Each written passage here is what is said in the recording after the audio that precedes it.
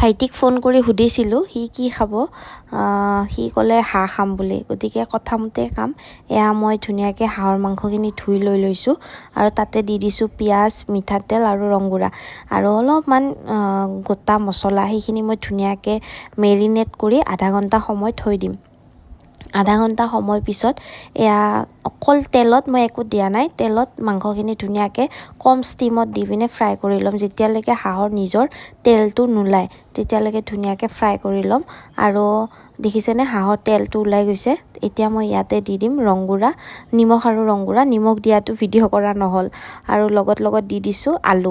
আলুখিনি দি 10 মিনিটমান ভাজা হোৱাৰ পিছত তাতে দি দিছোঁ আদা নহৰু পেষ্ট এইখিনিও মই ধুনীয়াকৈ ভাজি ল'ম